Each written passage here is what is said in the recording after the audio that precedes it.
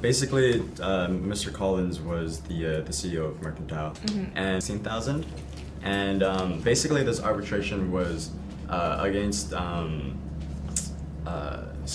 Hamilton. Right? Yes. Hamilton, because of their failed acquisition, and this morning we were able to learn why that happened to be. It was because the funds that were meant to be raised to acquire partial ownership or control of Mercantile due to their crypto capabilities mainly. That's why they were a point of interest. But because of the funds being seized, they weren't able to follow through with the full acquisition. Right. Yes. Like the first payment basically was seized by was it the U.S. Marshals, right? Okay, yeah. U.S. Marshals. And then I heard, is it true that the Mercantile Bank came back at us at the Himalaya Exchange because they didn't, the unsuccessful acquisition. They came back at us and then sued Himalaya Exchange. For Is that right? 20 million, if I remember I believe there's an arbitration. Yeah, Yes. it was an Yeah. arbitration. It's arbitration, and then the result was being that Himalaya Exchange paid 20 million to Mercantile Bank because of the. I'm not too clear on that because Okay. they never brought it up in court. Okay, All that was brought up was that. but acquisition was unsuccessful. Yeah, it was right? unsuccessful, Because yeah. the fund in Himalaya Yeah. Exchange was seized. Yeah. Right. And this is what's caused the arbitration. Yeah. Right, between Hamilton and the Mercantile Yeah. Bank, right? Yeah. Okay. What do you know? Did he explain why he chose Himalaya Exchange?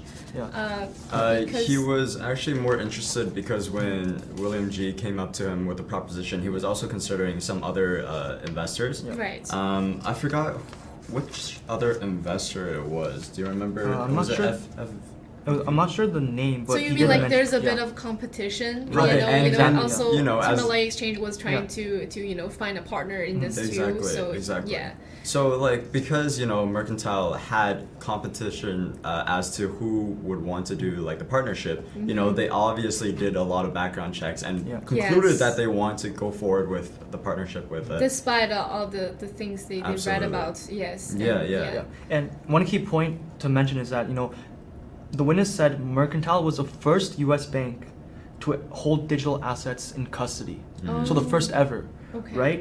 And they said that they might not provide, their services for certain cryptocurrencies because, due to regulations, commercial prospects or concerns Right. about onboarding certain, cryptocurrencies. But the fact that they did all their research, all their due diligence, right? And they chose to onboard Himalaya Exchange and take them on as a customer, it just goes to show prove the legitimacy of Himalaya Exchange, right? Oh, And its yes. entities, Because they're the one yeah. receiving the money, right? Yeah, So. and then also did really thorough due diligence, I'm sure, and they on G Clubs and G Fashion as well. Okay. And they found that the UBO of all those entities was not Miles or any of his family members, and they found that Miles didn't have operational control Right. at all over G Clubs, G Fashion, or Himalaya Exchange. Because I remember, because I was there on the direct, the beginning of the direct, Yeah. right? And I remember him mentioning that, with all the diligence, when they were doing the diligence and the KYC, they didn't, that they find that Miles was not the ultimate beneficial owner Yeah. of any of the entities. Yeah, exactly, And then the question was asked, if you knew he was the beneficial, the UBO, Yeah. would you still do business with him?